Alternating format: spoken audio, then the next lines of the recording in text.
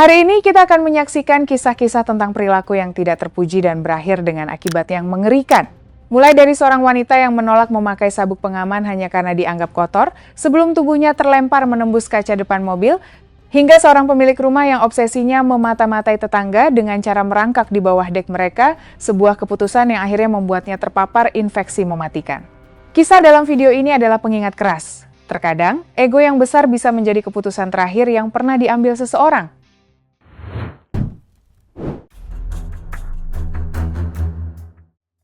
Pada 22 Juli 2017, suhu panas di tepi Sungai California mencapai sekitar 38 derajat Celcius ketika tragedi terjadi akibat sengketa pohon mangga yang berlangsung berbulan-bulan. Lucy Hero, 51 tahun, yang dikenal makin sulit bergaul sejak perceraiannya, bersikukuh bahwa cabang pohon tetangga yang menjorok sekitar 3 meter di atas terasnya adalah miliknya, meski cabang itu sering merusak atap dan mulai retak akibat angin kencang. Saat dua pekerja pohon berlisensi datang untuk memangkas cabang demi keselamatan, Lucy menolak menjauh dari area kerja, terus merekam dan berteriak menuduh pencurian properti. Saat cabang besar diturunkan dengan sistem tali, ia mendadak menerjang dan meraih talinya sendiri. Cabang langsung terpelintir, membentur pagar, lalu berbalik cepat menghantam kepala dan bahunya hingga ia terlempar ke teras beton. Dengan luka retak tengkorak dan pendarahan otak parah, Lucy meninggal di rumah sakit malam itu. Penyelidik menyimpulkan ini kecelakaan murni. Rekaman menunjukkan para pekerja telah berulang kali memperingatkannya sebelum insiden fatal tersebut.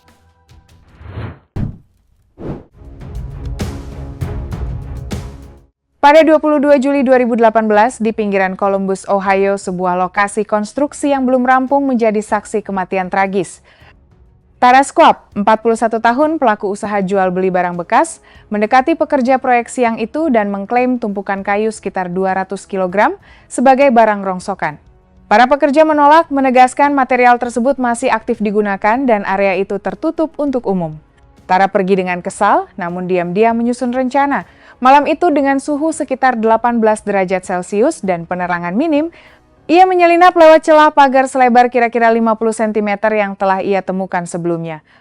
Tanah yang tidak rata dan tumpukan kayu setinggi lebih dari 2 meter tanpa pengikat membuat kondisi sangat berbahaya. Saat menarik papan dari bagian tengah tumpukan agar lebih cepat, distribusi beban terganggu hingga seluruh tumpukan ambruk menimpa tubuhnya.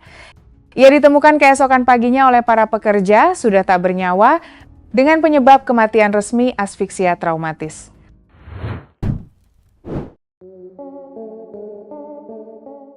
Pada 31 Agustus 2014, Terminal Feri Horseshoe Bay, British Columbia dipadati kendaraan akibat lonjakan lalu lintas libur panjang. Lauren Pike, 54 tahun, seorang penilai klaim asuransi asal Vancouver yang dikenal rekan kerjanya sebagai pribadi tidak sabaran, tiba mengendarai SUV putih senilai sekitar 800 juta rupiah, berharap masuk penyeberangan terdekat. Saat antrean molor lebih dari 1 jam, ia turun dan membentak petugas menuntut diprioritaskan sebelum kembali ke mobil dengan emosi. Ketika proses pemuatan dimulai, Lorraine nekat keluar dari antrean, melaju di tepi luar area persiapan sejauh sekitar 15 meter sambil melewati kendaraan lain. Para pekerja dermaga berteriak dan melambai memperingatkan bukan karena amarahnya, tetapi karena feri belum sepenuhnya merapat ke dermaga akibat gelombang pasang setinggi sekitar 10 cm. Saat mencoba menyalip van pengiriman, gelombang menggeser feri, membuat ban depan SUV tergelincir dari landasan. Kendaraan jatuh ke laut dengan bagian depan lebih dulu. Saksi melihat Lauren masih berusaha menyalakan mesin alih-alih segera keluar. SUV tenggelam dalam hitungan detik. Investigasi menyimpulkan ia mengabaikan rambu berhenti dan peringatan berulang, sehingga klaim asuransi keluarganya akhirnya ditolak.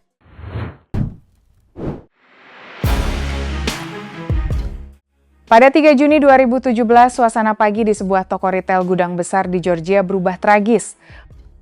Brenda Schultz, 57 tahun, sekretaris gereja yang dikenal teliti dan gemar mengajukan pengembalian barang, datang membawa generator bensin seberat sekitar 31 kg yang dibelinya lebih dari 2 tahun lalu, mengklaim alat itu tak pernah berfungsi baik meski saat diuji ulang generator menyala normal.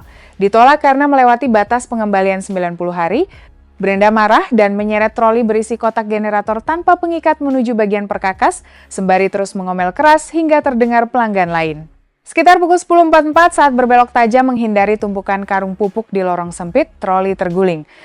Kotak generator meluncur dan menghantam kaki bagian bawahnya tepat di atas mata kaki, membuatnya terjatuh ke lantai semen. Saat mencoba bangkit melawan saran karyawan, kakinya yang cedera ambruk dan kepalanya membentur lantai. Untuk kedua kalinya benturan inilah yang ternyata fatal. CT scan di rumah sakit menunjukkan hematoma subdural parah. Meski sempat dioperasi darurat, Brenda meninggal malam itu. Insiden ini menyebabkan manajemen toko memperbarui protokol pengamanan barang berat di troli.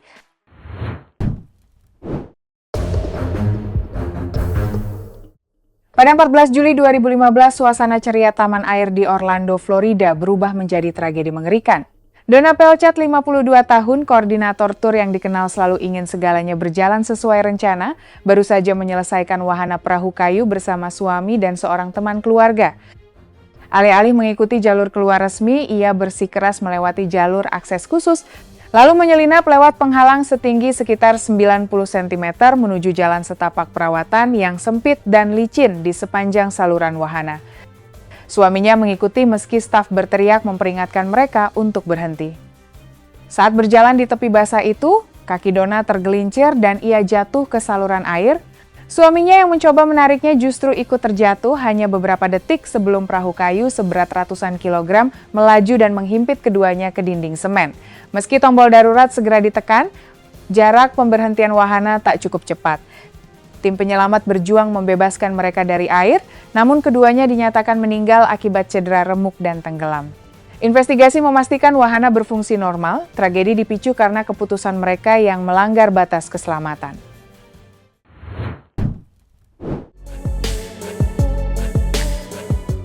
Pada suatu Kamis pagi awal Maret 2017, suhu udara di pinggiran utara Denver, Colorado masih sekitar 2 derajat Celcius. Trotoar diselimuti embun beku saat Dennis Grusdek, 44 tahun, melangkah ke klinik chiropractic kecil tak jauh dari rumahnya. Selain bekerja sebagai administrator kantor, Dennis juga membawakan podcast kesehatan dengan ribuan pendengar setia, sering membahas pengobatan alternatif yang menurutnya diremehkan dunia medis. Setelah hampir 2 tahun mengalami kekakuan leher kronis, ia menolak rujukan fisioterapi dan justru menghabiskan waktu menonton video manipulasi leher berkecepatan tinggi secara daring.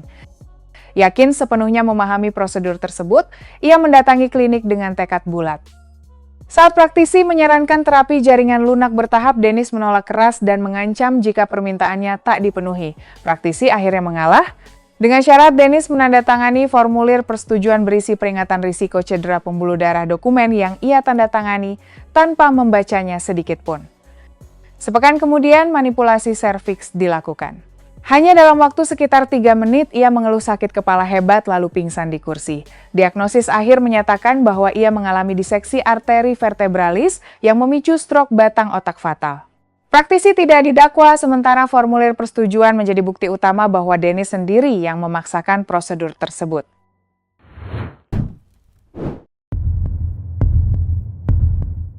Pada 14 Mei 2016 di Maricopa County, Arizona, suhu pagi sudah menembus 32 derajat Celcius ketika Tyler Draft, 44 tahun, pengelola properti sewaan yang dikenal keras kepala, memutuskan menyelesaikan sendiri perselisihan dahan pohon dengan tetangganya. Dahan setebal sekitar 20 cm itu menjorok 2,5 meter ke pekarangannya, namun Tyler menolak tawaran jasa profesional senilai sekitar 4 jutaan rupiah, menyebutnya penipuan dan membeli gergaji mesin tanpa pengalaman sama sekali. Pagi itu, meski tetangganya memperingatkan agar memakai pengaman tali sebelum memotong, Tyler bersikukuh bekerja sendiri. Dengan tangga yang tidak stabil di tanah tak rata, ia memanjat hingga ketinggian bahu di anak tangga kedua dari atas dan langsung memotong dahan dari atas tanpa tahapan aman. Gergaji tersangkut, dahan patah, dan menghantam dadanya membuatnya terjatuh sekitar 1,5 meter dengan gergaji masih menyala. Ia jatuh dengan keras, kepala dan leher membentur tanah. Investigasi menyimpulkan kematian akibat trauma kepala dan cedera tulang leher, bukan luka gergaji.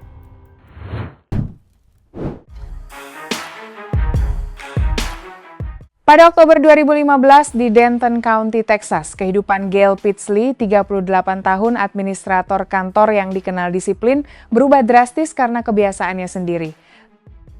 Selama bertahun-tahun, ia rutin berjemur di tanning bed 5 hari seminggu, mengabaikan aturan ketat 12 menit per sesi dengan jeda 24 jam.